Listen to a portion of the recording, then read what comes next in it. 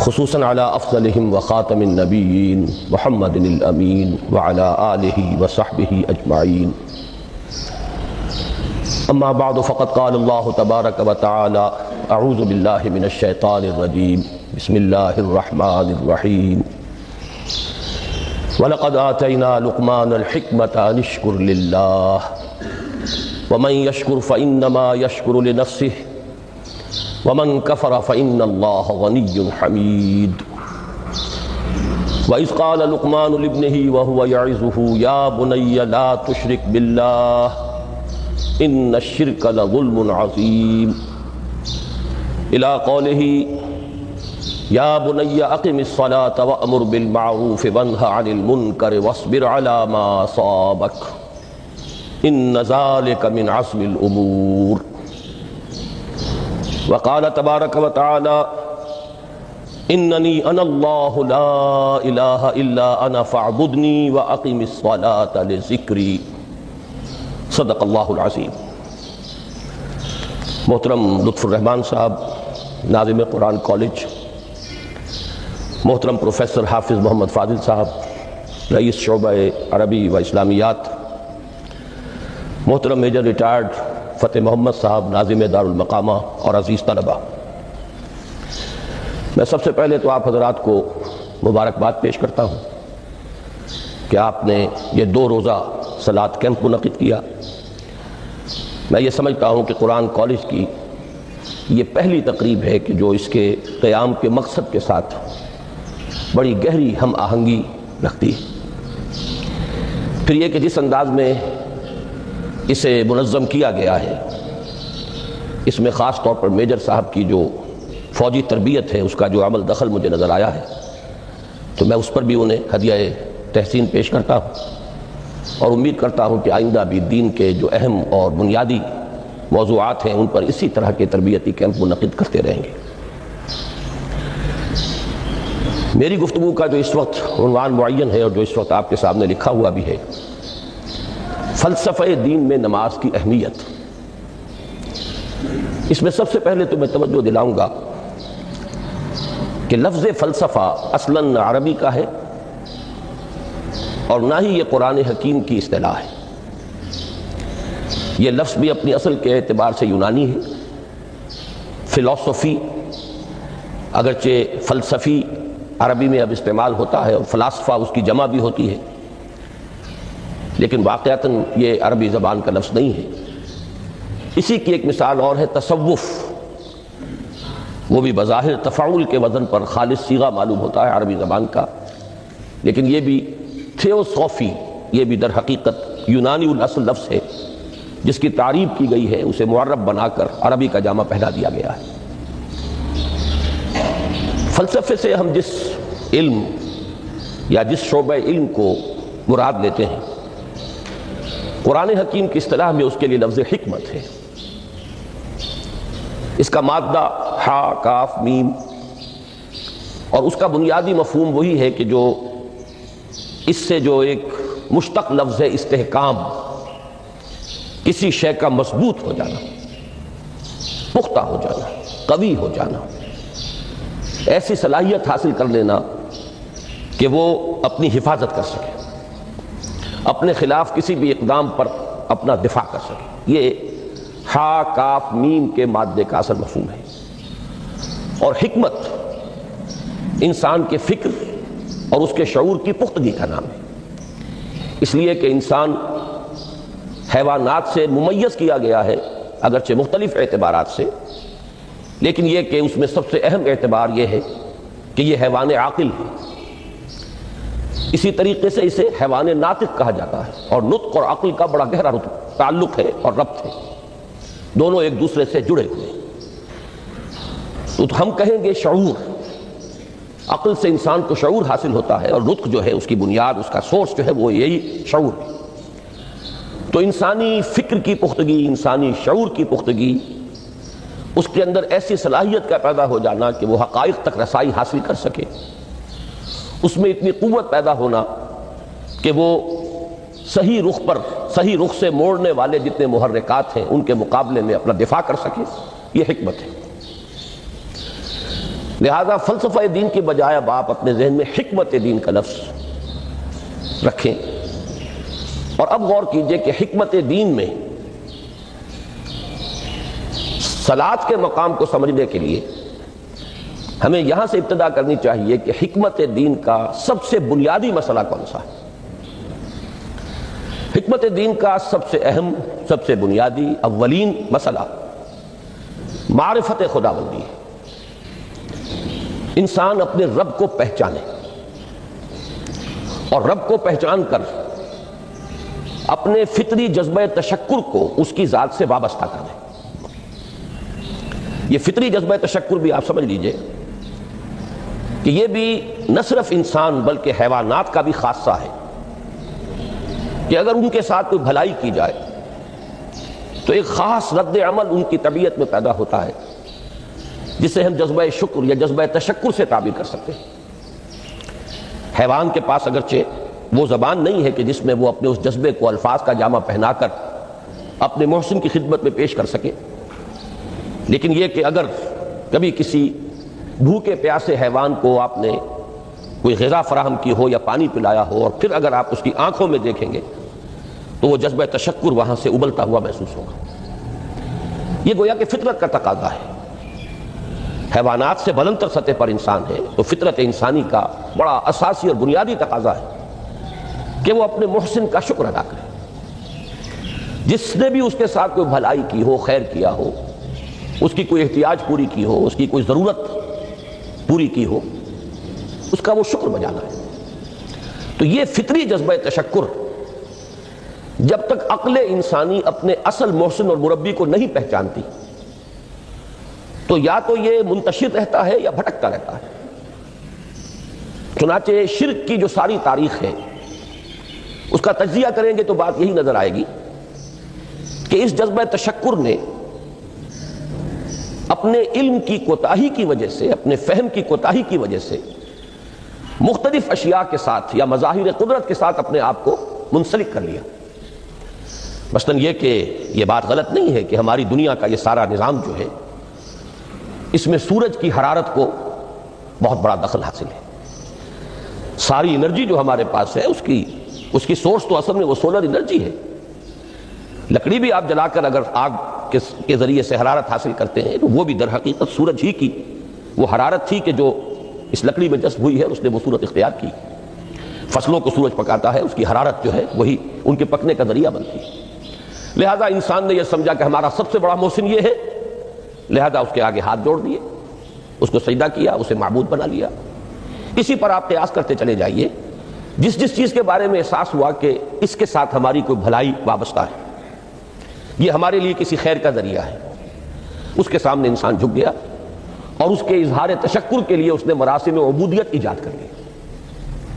تو عقل انسانی کی اصل معراج یہ ہے کہ وہ اپنے اصل مربی کو پہچانے، اپنے اصل رب کی معرفت حاصل ہو جائے کہ یہ تمام مظاہر فطرت، مظاہر قدرت، اگرچہ یہ سب ہیں اس دنیا میں، اس کے نظام کو مختلف پہلوؤں سے ان کے ساتھ وابستہ کیا گیا ہے، لیکن یہ سب خود کسی اور کی ربوبیت کے مظہر ہے۔ کوئی اور ہے جو ان سب کا خالق ہے، کوئی اور ہے کہ جس نے ان کے لیے یہ سارا نظام بنایا ہے۔ تو ایک ہی چھلانگ میں انسان پھر وہاں پہنچتا ہے اور اپنے اصل رب اور مربی کو پہچان کر اب اپنے پورے جذبہ تشکر کو اس کی ذات کے ساتھ منسلک کر دیتا ہے۔ یہ میں نے خلاصہ عرض کیا آپ کے سامنے سورہ لقمان کے دوسرے رکوع کی اس پہلی آیت کا، جس میں اللہ تعالیٰ نے حضرت لقمان کے حوالے سے حکمت اور حکمت کا جو منطقی اور لازمی نتیجہ ہے دونوں چیزوں کو بیان کر دیا۔ وَلَقَدْ آتَيْنَا لُقْمَانَ الْحِكْمَةَ أَنِ اشْكُرْ لِلَّهِ، ہم نے لقمان کو حکمت عطا کی کہ کر شکر اللہ کا۔ فطرت سلیمہ کا تقاضا شکر، محسن کے لیے، مربی کے لیے، اور عقل کی معراج اپنے اصل محسن اور مربی کو پہچان لینا، اسی کا نام حکمت ہے۔ حکمت عقل صحیح اور فطرت سلیمہ کے امتزاج سے وجود میں آتی ہے، جس کا نتیجہ شکر رب ہے یا معرفت رب۔ تو یوں سمجھیے کہ حکمت دین کا اساسی مسئلہ یہ، باقی سارے مسائل اب یہیں سے آگے چلیں گے۔ اس کے لیے یہ بات اگر آپ نے منتخب نصاب کے وہ اسباق پڑھ لیے ہوں تو یہ چیزیں سامنے آ چکی ہوں گی کہ اس کے لیے قرآن کا اسلوب یہ ہے کہ آیات کے حوالے سے انسان کے اندر معرفت رب کو جگایا جاتا ہے۔ میں نے جگانے کا لفظ استعمال کیا ہے کہ قرآن کی حکمت یہ ہے کہ رب کی معرفت فطرت انسانی میں موجود ہے لیکن سوئی ہوئی ہے، ڈورمنٹ ہے، اسے جگانا ہے، اسے ایکٹیویٹ کرنا ہے۔ اس کے لیے آیات آفاقی، ان فی خلق السماوات والارض واختلاف اللیل والنہار والفلک التی تجری فی البحر بما ينفع الناس الی آخر الآیہ۔ اسی طرح آیات انفسی وفی انفسکم افلا تبصرون سنریہم آیاتنا فی الآفاق وفی انفسہم حتی یتبین لہم انہ الحق۔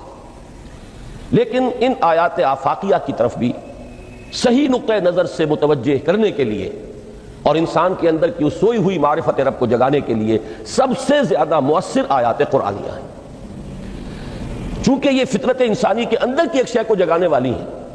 یہی وجہ ہے کہ قرآن مجید اپنے آپ کو کہیں الذکر کہتا ہے، کہیں ذکرہ، کہیں تذکرہ۔ یہ تو یاد دہانی ہے، تمہارے اپنے اندر معرفت رب موجود تھی یا موجود ہے، لیکن یا تمہیں اس کا شعور نہ تھا، وہ تمہارے شعور کی سطح پر نہیں آئی تھی، یا یہ کہ آئی تھی لیکن پھر تم اسے بھول گئے ہو، ذہول کے پردے پڑ گئے، جیسا کہ علامہ اقبال نے کہا کہ کافر کی یہ پہچان کے آفاق میں گم ہے، تم پھر گم ہو گئے ہو۔ لہذا اس کو اجاگر کرنے کے لیے، تازہ کرنے کے لیے یہ آیات قرآنیہ ہیں، ان اندھیروں سے، گمشدگی کے اندھیروں سے نکالنے کے لیے، معرفت کی روشنی میں لانے کے لیے یہ آیات مبارکہ ہے۔ هو الذی ينزل علی عبدہ آیات بینات لِيُخْرِجَكُم مِّنَ الظُّلُمَاتِ إِلَى النُّورِ، اندھیروں سے نکال کر روشنی میں لانے کے لیے اللہ نے اپنے بندے پر صلی اللہ علیہ وسلم یہ آیات بینات نازل کی ہیں۔ لیکن اب اس سے اگلا قدم ہے، اور اصل میں وہ ہے جو میری گفتگو کا موضوع ہے اس وقت۔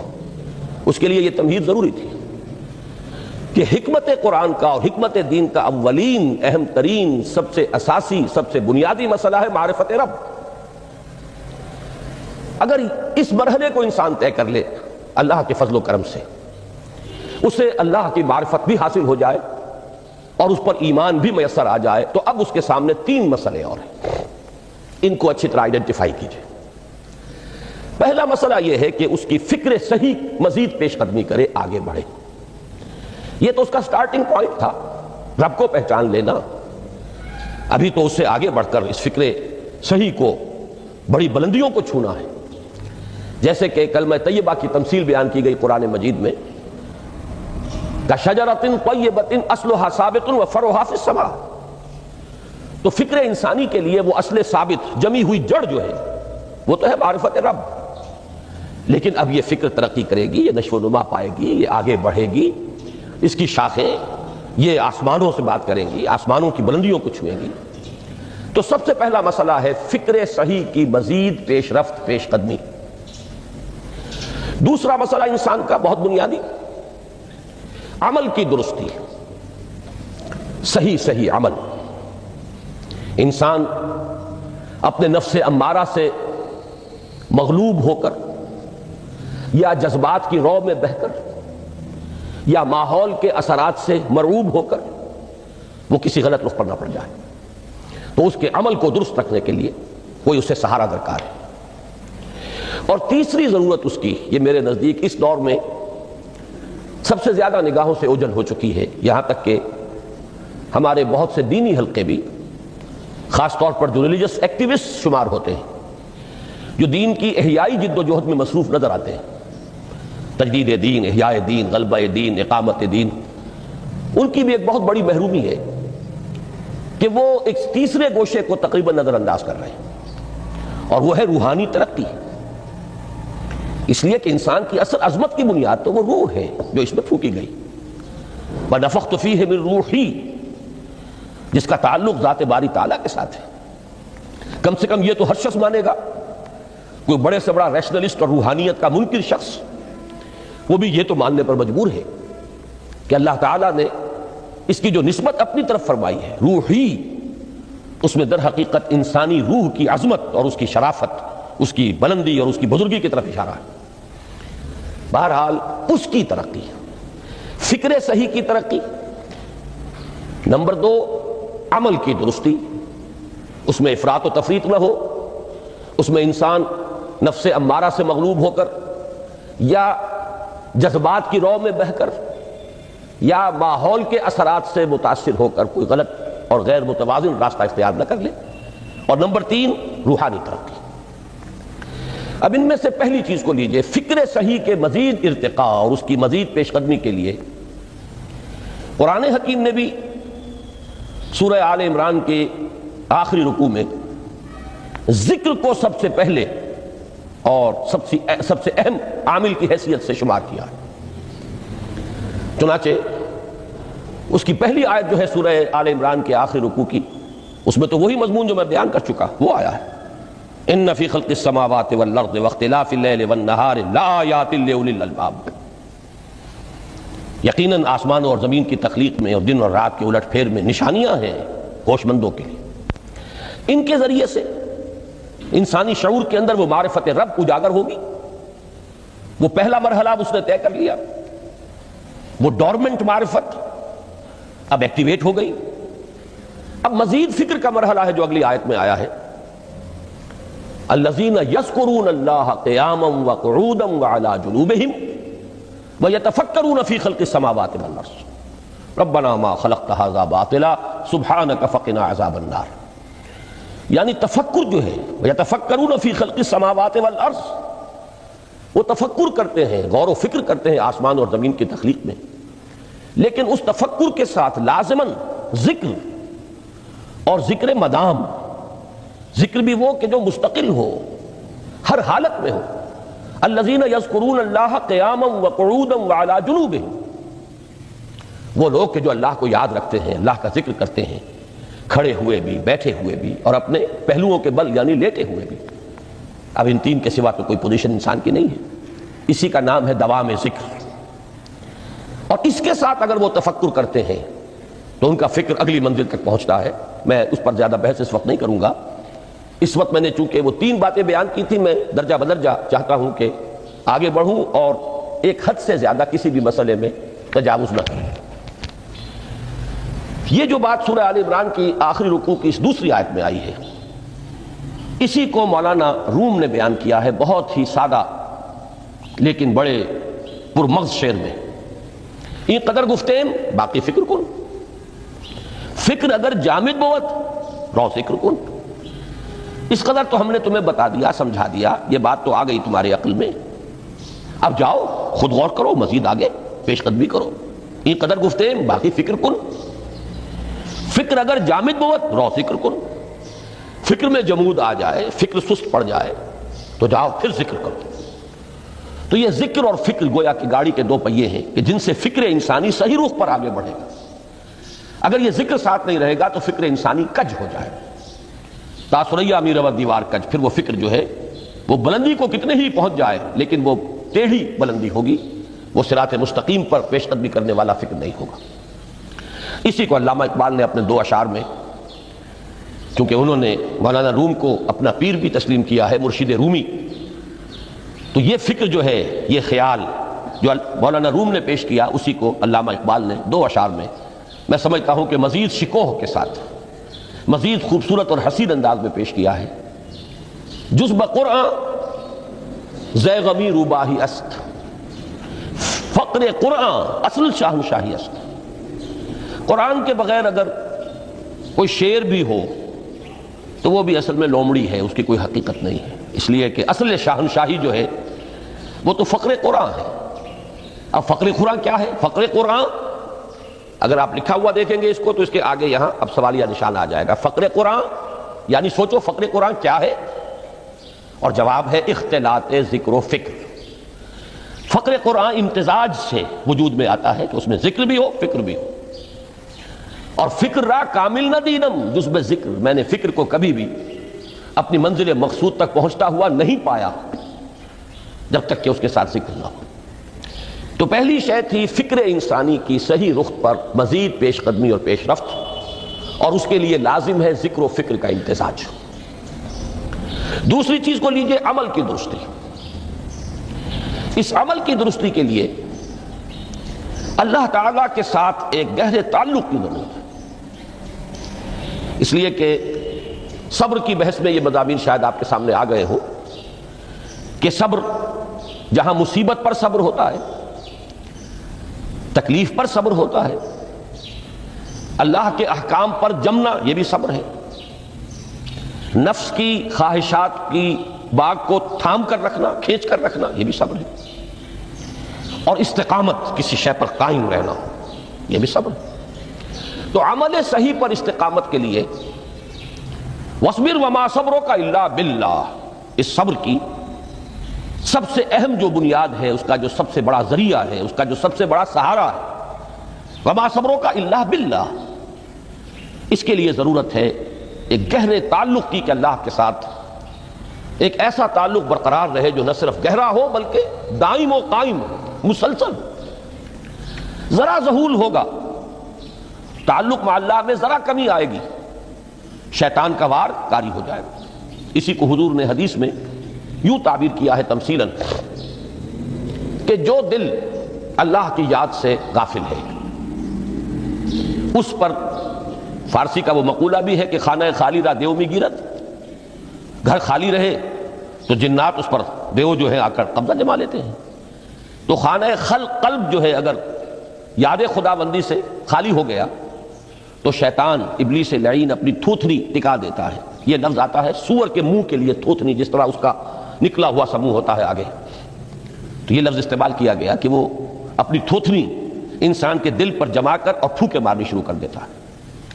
تو شیطان کو موقع ہی تب ملتا ہے جب انسان کے تعلق مع اللہ کے اندر کمی ہو، وہ خانہ بالکل خالی ہو گیا ہو یا اتنا ضعیف ہو گیا ہو کہ کل عدم ہو جائے، گویا کہ نہیں۔ تیسری چیز کی طرف آئیے، روحانی ترقی۔ روحانی ترقی کے لیے میں ایک اصطلاح کے سامنے لا رہا ہوں، اس سے مراد کیا ہے؟ روحانی ترقی کے لیے ہماری دینی اصطلاح ہے تقرب الی اللہ، اللہ سے قریب تر ہوتے چلے جانا۔ اس پر میرا کتابچہ بھی ہے۔ تقرب الی اللہ کے دو مدارج، دو درجے، جو در حقیقت ایک حدیث نبوی علیہ الصلوۃ والسلام ہی پر مبنی ہے کہ حضور نے ایک درجہ قرار دیا ہے تقرب بالفرائض، فرائض کے ذریعے سے انسان اللہ کا قرب حاصل کرے۔ ایک ہے تقرب بالنوافل، نوافل کے ذریعے سے اللہ کا قرب حاصل کرے۔ ان میں کیا نسبت و تناسب ہے، اہمیت کے اعتبار سے کون بڑھ کر ہے، بلندی کے اعتبار سے کون بڑھ کر ہے، یہ تمام مسائل میں نے اپنی اس تقریر میں بیان کیے تھے جو اس کتابچے میں شائع ہوئی ہے۔ اس وقت میں اس کی تفصیل میں نہیں جا رہا، صرف یہ تذکرہ اس لیے کر رہا ہوں کہ جن کو بھی خواہش ہو جائے وہ اس کا مطالعہ کرے۔ ہماری اس وقت کی گفتگو سے وہ کتابچہ اس جگہ پر منسلک ہوگا۔ تو تقرب الی اللہ، یہ تقرب کوئی فزیکل فنومینن نہیں ہے، جسمانی یا مادی مسئلہ نہیں ہے۔ اللہ سے قرب یہ نہیں ہے کہ کوئی کروڑوں میل کا فاصلہ ہے، اب ہمیں کوئی رسی پر چڑھنا ہے اوپر بڑی محنت اور مشقت سے، فصل تو ہے ہی نہیں، فاصلہ ہے ہی نہیں، بعد ہے ہی نہیں۔ نحن اقرب الیہ من حبل الورید، ہم تو انسان سے اس کی شہرگ سے بھی زیادہ قریب ہے۔ ہوا معکم اینما کنتم، وہ تو تمہارے ساتھ ہی ہوتا ہے جہاں کہیں بھی تم ہو، بس صرف یہ کہ تمہاری توجہ نہیں ہوتی، تم اور چیزوں میں مشغول و مصروف رہتے ہو، تم ہماری طرف دھیان ہی نہیں دیتے، تم ہماری طرف متوجہ ہی نہیں ہوتے۔ ہم تو مائل بے کرم ہیں، کوئی سائل ہی نہیں، راہ دکھلائیں کسی رہنما منزل ہی نہیں۔ انسان جب متوجہ ہو جاتا ہے اور بڑھتا ہے، آگے پیش قدمی کرتا ہے روحانی اعتبار سے، تو یہ ہے در حقیقت تقرب الی اللہ، اور اسی کو ہم کہیں گے روحانی ترقی۔ اب ان تین چیزوں کو اگر آپ نے ذہن میں جما لیا، پھر میری بات کی ترتیب اس کو ذہن میں قائم کیجئے۔ ہم چلے کہاں سے؟ کہ دین کے ساتھ اصل مناسبت فلسفے کی نہیں، حکمت کی۔ نمبر 2، حکمت قرآنی کا پہلا اور اہم ترین اور بنیادی مسئلہ معرفت رب کا حصول ہے۔ اس کا نتیجہ شکر خدا بندی ہے، اس کا ذریعہ آیات آفاقی، آیات انفسی، اور سب سے بڑھ کر آیات قرآنیہ ہیں جو الذکر ہے، جو تذکرہ ہے، جو ذکرہ ہے۔ لیکن اس پہلے مرحلے کو اگر کوئی انسان بفضل ہی تعالی، اللہ کے فضل و کرم سے طے کر لے، اب اس کے سامنے تین مسئلے، فکر کی مزید پیش رفت، مزید پیش قدمی صحیح رخ پر، اس کے لیے ذکر اور فکر دونوں کا امتزاج لازمی ہے۔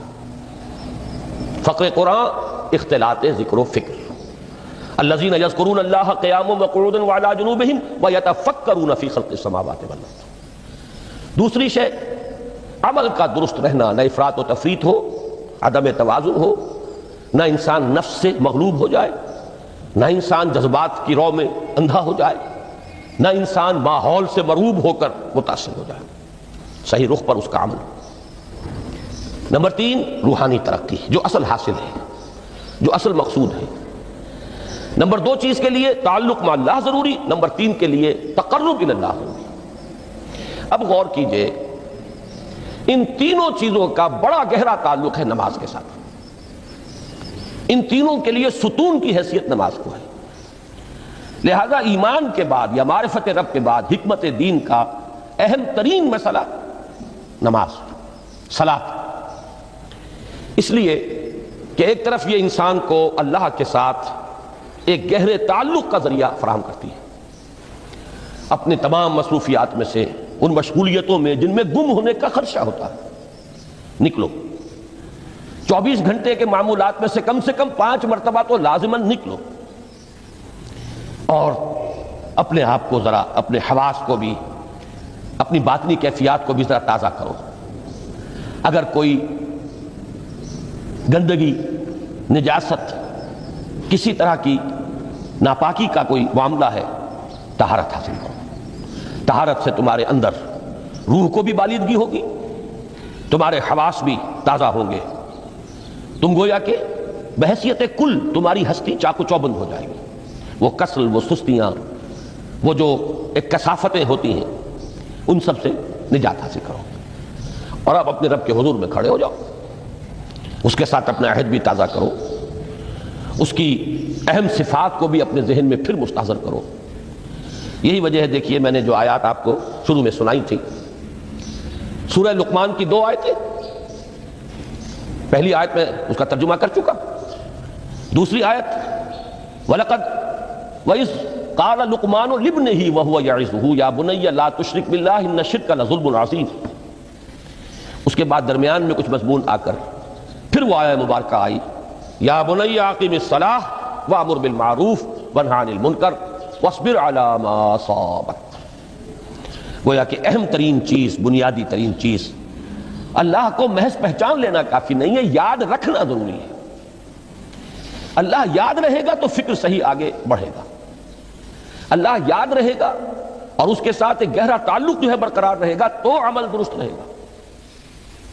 بالکل یہی بات سورہ طٰہٰ میں جو پہلی وحی حضرت موسیٰ علیہ السلام پر ہوئی، اور پہلا مخاطبہ ہے، چونکہ حضرت موسیٰ کو یہ انبیاء کرام کے مقدس گروہ میں ایک امتیازی حیثیت حاصل ہے کہ ان سے براہ راست گفتگو ہوئی ہے، اگرچہ صرف ایک پردہ تھا، اوٹ من ورائے حجاب گفتگو ہوئی ہے، لیکن یہ کہ کوئی فرشتے کا درمیانی جو ہے وہ لنک نہیں تھا، براہ راست اللہ تعالیٰ نے حضرت موسیٰ علیہ السلام سے کلام فرمایا۔ کلم اللہ موسیٰ تکلیما، موسیٰ سے تو اللہ نے کلام فرمایا جیسے کہ کلام کیا جاتا ہے۔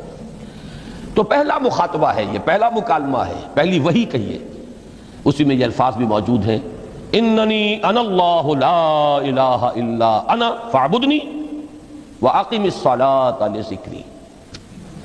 یہ گویا کہ حکمت قرآنی کا ایک بہت بڑا خزانہ ہے یہ آیت مبارکہ، کہ خود حضرت موسیٰ علیہ السلام کو جو ہدایت دی جا رہی ہے، میں ہوں، میں اللہ، اننی انا اللہ لا الہ الا انا، میرے سوا کوئی معبود نہیں، فاعبدنی، بس میری بندگی، میری عبادت، میری پرستش، میری محبت، اس کو اختیار کرو۔ وَأَقِمِ الصَّلَاةَ لِذِكْرِي، اور نماز کو قائم رکھو میری یاد کے لیے۔ بلکہ اسی سلسلہ کلام میں آگے چل کر سورہ طٰہٰ میں آتا ہے، کافی گفت و شنید کے بعد جب حضرت موسیٰ نے کچھ معذرت بھی کی، کچھ دعائیں بھی کی، اللہ نے ایک دعا قبول بھی کی کہ ان کے بھائی کو بھی شریک کر دیا، حضرت ہارون کو بھی۔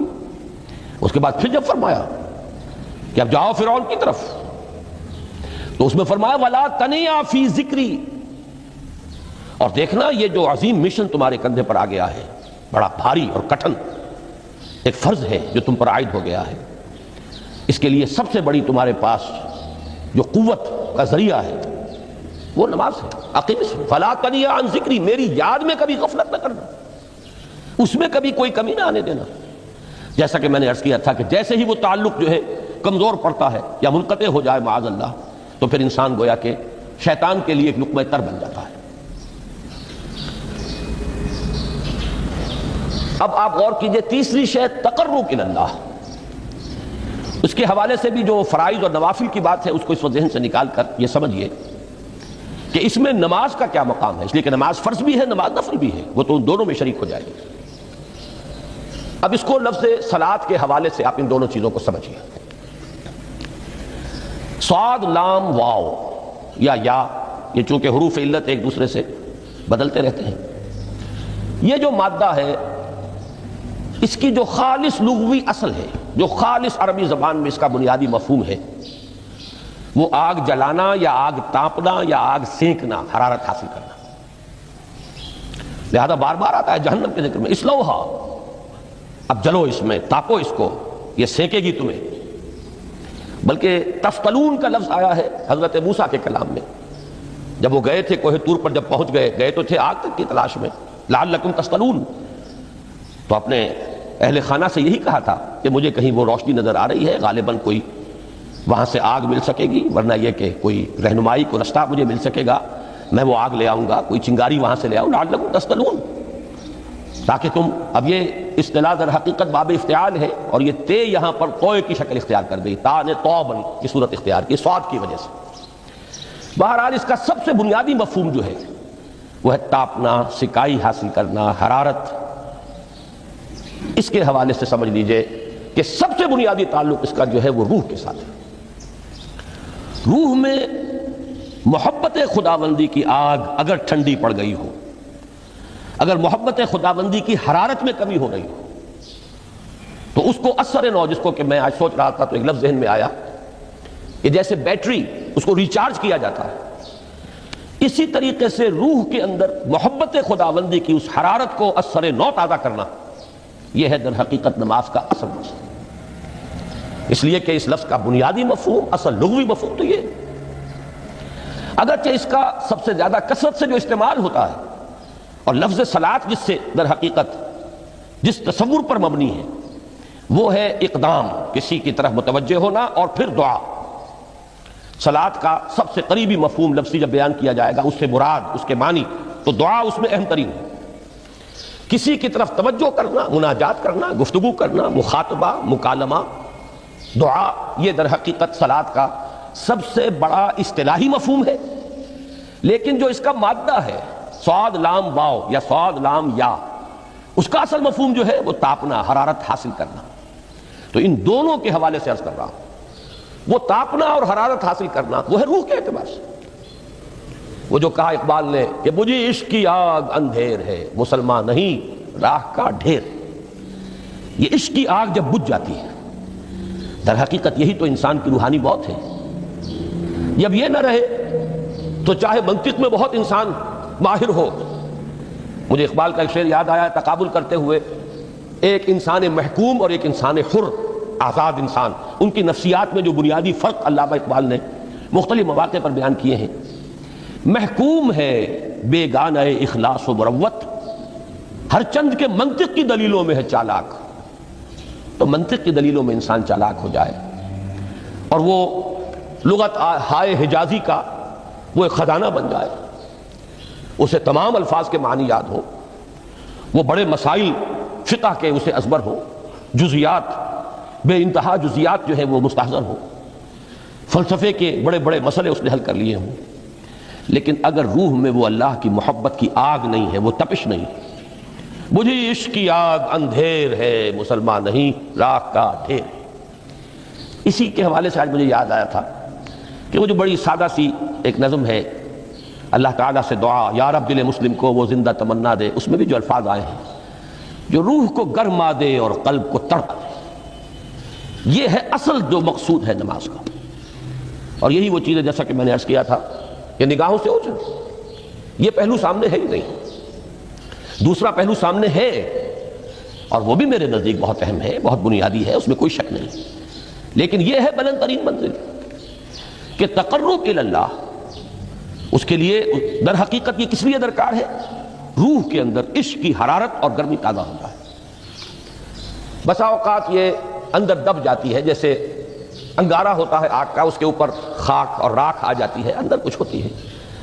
آگ دبی ہوئی سمجھ، آگ بجھی ہوئی نہ جان، اس دبی ہوئی آگ کو پھر ایک شعلہ بنانا، پھر اس کے اندر ایک حیات تازہ پیدا کرنا، یہ ہے نماز کا اہم ترین اور بلند ترین مقصد۔ لیکن اس کے ساتھ ہی اس نماز میں ذکر ہونا، اس کا یہ ذکر ہے، اور ذکر کی جب میں فہرست بیان کیا کرتا ہوں بہت سے حضرات کے سامنے ہوگا کہ ذکر کا در حقیقت مفہوم ہے استحضار اللہ فی القلب۔ ہمارے ہاں غلطی سے جو ذرائع ذکر ہیں انہیں ذکر قرار دے دیا گیا ہے۔ نماز ذکر نہیں ہے، نماز ذکر کا ذریعہ ہے۔ اقیم الصلاۃ لذکری، نماز قائم کرو میرے ذکر کے لیے۔ یہ اللہ اللہ کہنا یا ادعیہ معصورہ جو حضور صلی اللہ علیہ وسلم کی مسنون دعائیں ہیں، انہیں اپنے تمام معمولات دنیاوی کے ساتھ ساتھ ان دعاؤں کو بھی انسان پڑھتا رہے، اللہ سے دعا کرتا رہے، یہ تمام ذرائع ذکر ہیں۔ سبحان اللہ الحمدللہ الحمدللہ، اس کا آپ ورد کیجئے، یہ بھی ذریعہ ذکر ہے۔ حقیقت میں ذکر ہے استحضار اللہ فی القلب، اللہ کو دل میں لے آنا،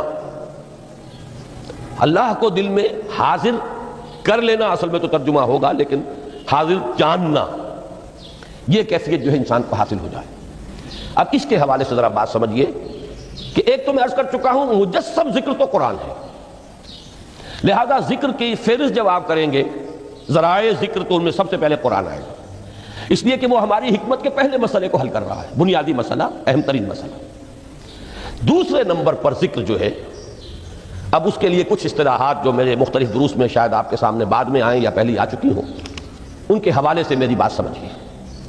ایک ذکر غیابی ہے، تھرڈ پرسن میں، صیغہ غائب میں اللہ کی یاد کرنا، اللہ اکبر اللہ اکبر اللہ اکبر۔ ابھی اللہ اکبر جو ہے یہ جملہ ہے اسمیہ خبریہ ہے، ایک حقیقت کی تکرار آپ کر رہے ہیں، اللہ سب سے بڑا ہے، اللہ سب سے بڑا ہے، سبحان اللہ سبحان اللہ سبحان اللہ۔ یہ در حقیقت ذکر غیابی ہے کہ آپ اس میں مخاطب نہیں ہے اللہ سے، ایک ذکر خطابی کہیں یا ذکر حضوری کہیں، جس میں مکالمہ ہوتا ہے، جس میں گفتگو ہوتی ہے۔ تو نماز در حقیقت ذکر حضوری اور ذکر خطابی کی بلند ترین شکل ہے۔ اس لیے میں نے عرض کیا تھا کہ نماز کے لفظ یا صلاۃ کے لفظ، یہ اصطلاحی معنی جو اکثر و بیشتر کیے جاتے ہیں وہ ہے دعا، اور دعا میں ہوتا کیا ہے؟ مکالمہ ہے، مخاطب اے اللہ، اے میرے رب، اے پروردگار۔ پھر یہ کہ اس میں اقدام اور کسی کی طرف متوجہ ہونا، یہی وجہ ہے کہ افتتاح صلاۃ، نماز کو شروع کرنے کے لیے ایک تو وہ الفاظ جو قرآن مجید میں آئے ہیں، انی وجہت وجہی للذی فطر السماوات والارض حنیفا وما انا من المشرکین، یہ ہے توجہ کا ارتکاز، بشرطے کہ یہ صرف الفاظ ہی نہ نکل رہے ہوں، واقعتاً یہ تعبیر ہو اس وقت کی انسان کی نفسیاتی کیفیت کی، کہ شعوری طور پر وہ فیصلہ کرتا ہے کہ میں منقطع ہو رہا ہوں، ہر چہار طرف سے اپنی توجہ کو ہٹا کر، ہر مسئلے سے اپنے آپ کو خالی و ذہن کر کے، یعنی ظاہری اور باطنی دونوں اعتبار سے میں اپنی توجہ کا ارتکاز کر رہا ہوں اس ذات کی طرف جس نے آسمان اور زمین کو پیدا کیا، اور بالکل یکسو ہو کر رہا ہوں۔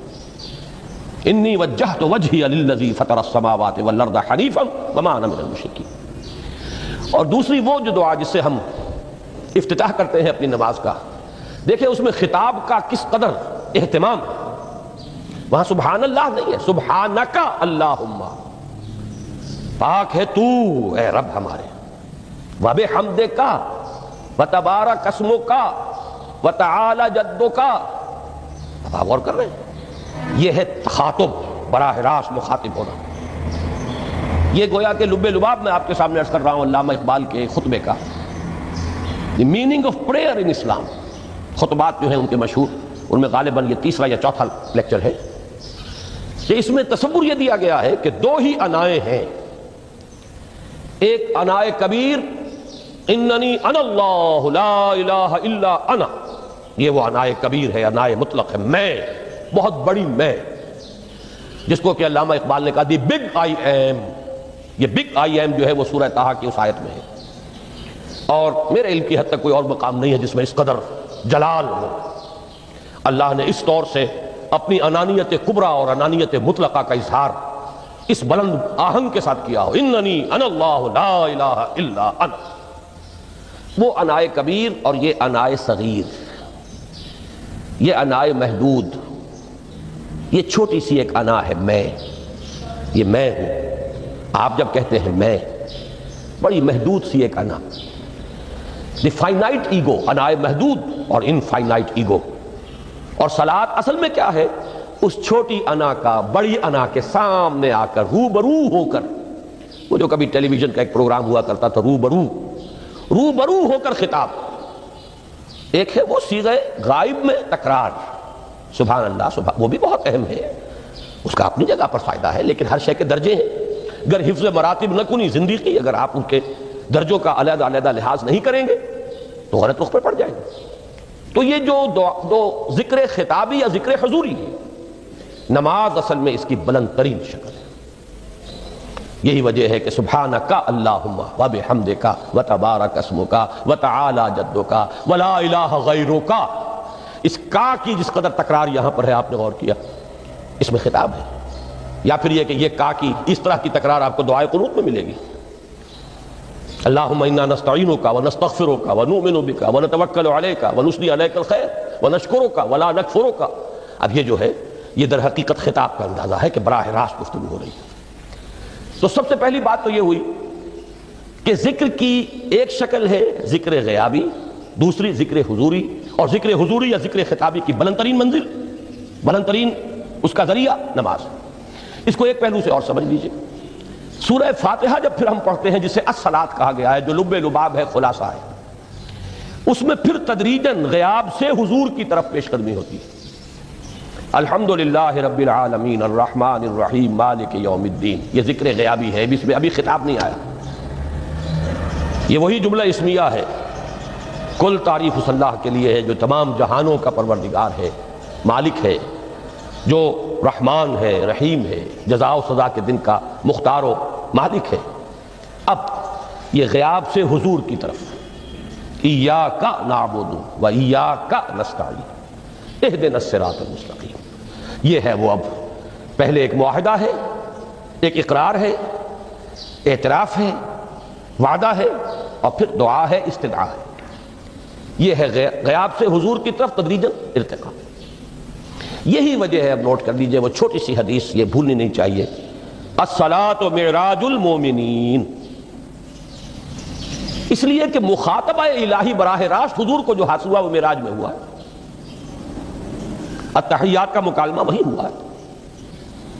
لہذا اس کو نوٹ کر لیجئے کہ باقی جو وحی ہوئی ہے حضرت جبرائیل کے ذریعے سے ہوئی ہے، یا کوئی الہام ہوا ہے حضور کے قلب مبارک پر کوئی شے القاء کی گئی ہے، تو وہ دوسری نوعیت کی وحی ہے۔ وہ جو مخاطبہ حضرت موسیٰ علیہ السلام کو وہ اس دنیا ہی میں حاصل ہوا ہے، کوہ طور کی بلندیوں پر، یہی ان کی امتیازی شان ہے، کلم اللہ موسیٰ تکلیما۔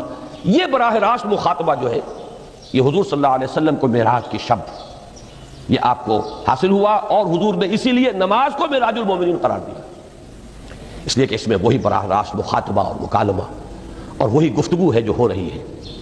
اس کے ضمن میں وہ حدیث، اب اس وقت شاید میرا وقت ختم ہونے کے قریب ہو، لیکن وہ حدیث جو اس اعتبار سے حدیث قدسی ہے، اگرچہ بعد میں اس کے جو مزید تفصیل ہے تو حضور صلی اللہ علیہ وسلم نے گویا کہ خود بیان کی ہے، لیکن مسلم شریف کی روایت ہے حضرت ابو ہریرہ رضی اللہ تعالی عنہ سے کہ حضور نے فرمایا، یقول اللہ تعالی، اللہ یہ فرماتا ہے، اسی لیے اس کو حدیث قدسی کہیں گے، قسمت الصلاۃ بینی و بین عبدی نصفین، میں نے نماز کو اپنے اور اپنے بندے کے مابین آدھا آدھا تقسیم کر دیا ہے۔ اب یہاں تک تو جملہ ہے اللہ کا، یہ ہے حدیث قدسی۔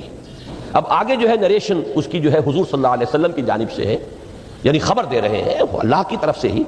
ویسے تو تمام احادیث ہی گویا کہ ہم سمجھتے ہیں انسپائرڈ تو اللہ کی طرف سے ہی ہے، لیکن یہ کہ جہاں صراحت ہو کہ اللہ کہتا ہے وہ حدیث قدسی ہے۔ تو یقول اللہ تعالی قسمت الصلاۃ بینی و بین عبدی نصفین، یہاں تک تو حدیث قدسی ہے۔ اب دوسری عام حدیث ہے، اذا قال العبد الحمد للہ رب العالمین یقول اللہ تعالی حمدنی عبدی، جب بندہ کہتا ہے الحمدللہ رب العالمین، پروردگار کہتا ہے میرے بندے نے میری حمد کی۔ جب بندہ کہتا ہے الرحمن الرحیم، پروردگار فرماتا ہے اثنا علی عبدی، میرے بندے نے میری ثنا کی، بڑی تعریف کی۔ جب بندہ کہتا ہے مالک یوم الدین، اللہ فرماتا ہے مجدنی عبدی، میرے بندے نے میری بڑی بزرگی بیان کی ہے، تمجید کی ہے۔ پھر جب بندہ کہتا ہے ایاک نعبد و ایاک نستعین، اللہ فرماتا ہے ھذا ما بینی و بین عبدی ولعبدی ما سأل، یہ ہے میرے اور میرے بندے کے درمیان۔ یہ تو معاہدہ ہے نا، معاہدے میں تو دو فریق جکڑے جاتے ہیں، بند جاتے ہیں۔ یہ میرے اور میرے بندے کے درمیان ہے، اور میرے بندے نے جو طلب کیا میں نے دیا، اس لیے کہ اس میں طلب بھی تو ہے، ایاک نستعین، تیری مدد چاہتے ہیں، یہ طلب ہے۔ اسی کی شرح ہے جو اب آخری 3 آیتیں ہیں، پروردگار ہم تیری مدد چاہتے ہیں، پروردگار ہم تیری ہی بندگی کرتے ہیں اور کریں گے، اور تیری ہی مدد چاہتے ہیں، چاہیں گے۔ اگر حال میں اس کا ترجمہ کریں گے زمانہ حال کے اعتبار سے، اس لیے کہ فعل مضارع میں تو دونوں موجود ہیں، شامل ہیں، تو یہ ایک اعتراف ہے، اظہار حال ہے۔ اللہ کرے کہ وہ واقعتاً صحیح اظہار حال ہو، ہم واقعی اللہ کی بندگی کرتے ہوئے یہ کہیں کہ ایاک نعبد، ورنہ اگر ہماری اصل صورتحال سے وہ مطابقت نہ رکھتا ہو تو پھر تو ایک طرح کا جھوٹ ہو جائے گا، غلط بیانی ہو جائے گی۔ ایاک نعبد، تیری ہی بندگی کرتے ہیں، اور مستقبل میں کیجئے، کریں گے، یہ ہے عہد۔ تیری ہی مدد چاہتے ہیں، تجھی سے مدد طلب کرتے ہیں، تجھی سے مدد چاہتے رہیں گے، اس کے لیے فرمایا وَلِعَبْدِ مَا سَأَلَ۔ اور پھر اس کے بعد وہ استدعاء ہے، اهدنا الصراط المستقیم صراط الذین انعمت علیہم غیر المغضوب علیہم ولا الضالین۔ اس حدیث میں اس کو ایک ہی جملے کو لیا گیا ہے، ایک ہی جملے کی حیثیت سے۔ جب بندہ یہ کہتا ہے تو اللہ فرماتا ہے ھذا لعبدی ولعبدی ما سأل، یہ خالص میرے بندے کے لیے ہے، اس بندے نے ایک درخواست پیش کی ہے اور میں نے گرانٹ کی، وہ اپلیکیشن، وہ ریکویسٹ گرانٹڈ ہم نے دے دی، ولعبدی ما سأل۔ یہ ہے اس کی تاثیر کا عالم، بشرطے کے معاملہ وہ شعور کے ساتھ، بشرطے کے مطابقت ہو ظاہر اور باطن کی، بشرطے کے مطابقت ہو قول اور فعل کی، تو اس کا اتنا اونچا مقام ہے کہ ایک ایک جملہ ادھر ادا ہوا، ادھر اللہ کی طرف سے رسپانس مل رہی ہے۔ افلاک سے آتا ہے نالوں کا جواب آخر، اٹھتے ہیں حجاب آخر، کرتے ہیں خطاب آخر، یہ خطاب ہے، مخاطبہ ہے، مکالمہ ہے، یہ ہے اصل نماز۔ اسی لیے اسی کو کہا گیا نماز۔ البتہ اب اس سے آگے بڑھیے، ذکر کی ایک اور شکل بھی ہے، اور وہ ذکر عملی ہے۔ ایک تو ہم نے کہا اللہ اکبر، اللہ بہت بڑا ہے، سب سے بڑا ہے، یہ جیسا کہ میں نے عرض کیا ایک اعتبار سے تو ذکر غیابی ہو گیا۔ دوسرے یہ کہ یہ ایک فکری لسانی ذکر ہے، ہم نے کہہ دیا۔ ایک ہے اسی کے ساتھ ایک عملی ڈیمانسٹریشن، جب یہ کہتا ہوا انسان سیدھا سیدھے میں گرتا ہے تو در حقیقت یہ اس اللہ اکبر کی تعمیل ہو رہی ہے۔ لہذا نماز میں جہاں ذکر غیابی بھی ہے، سورہ فاتحہ کی پہلی 3 آیات، جہاں الذکر کا حصہ بھی ہے، کچھ نہ کچھ قرآن آپ پڑھیں گے اس میں، پھر یہ کہ ذکر حضوری اور ذکر خطابی بھی ہے کہ آپ نے اللہ سے عہد و پیمان کیا، قول و قرار کیا، استدعا کی۔ اس کے ساتھ ہی ذکر عملی بھی ہے کہ جھکنا، اللہ کی تعظیم، تعظیم میں انسان جھکتا ہے۔ آپ اپنے کسی بزرگ سے جب ملاقات کرتے ہیں تو جھک کر سلام کرتے ہیں، تھوڑا سا جھکنا، زیادہ جھکنے کی تو اجازت نہیں ہے، لیکن یہ کہ تھوڑا سا خم آتا ہے، یہ بھی طبیعت کی بات ہے۔ میں سمجھتا ہوں فطرت میں جیسے شکر ہے ویسے ہی اس قدر تعظیم تو فطرت انسانی میں موجود ہے۔ آپ استاد کے سامنے آئیں گے، تھوڑا سا خم کھائیں گے، آپ اپنے کسی بڑے بزرگ رشتہ دار کس سے ملیں گے تو تھوڑا سا خم لا محالہ ہو جائے گا۔ یہ در حقیقت اس آپ کے فکر کی ایک عملی تعبیر، اس کا عملی مظہر ہے کہ آپ نے اس ہستی کی تعظیم کی ہے، اس کی عظمت کا اقرار اور اعتراف کیا ہے۔ یہی تعظیم ہے اللہ تعالیٰ کی کہ جس میں پہلا درجہ ہے رکوع، جھکے آپ، اللہ اکبر کہہ کر جھکے، اور اس کے بعد پھر اس کا جو آخری درجہ ہو سکتا ہے وہ سجدہ ہے، جس میں کہ انسان نے جب اپنی پیشانی زمین پر ٹکا دی تو گویا کہ اس نے اپنی انانیت سے، اگر یہ شعور کے ساتھ ہوا ہو تب میں بات کہہ رہا ہوں، تو گویا کہ اس نے اپنی انانیت سے کامل دستبرداری اختیار کر کے اور اپنے آپ کو اپنے رب کے قدموں میں ڈال دیا۔ یہی وجہ ہے کہ حضور نے اس کو تعبیر فرمایا ہے کہ جب سجدہ کرو تو یوں محسوس کرو کہ تم نے اپنا سر اپنے رب کے قدموں میں رکھ دیا۔ یہ کیفیت ہونی چاہیے۔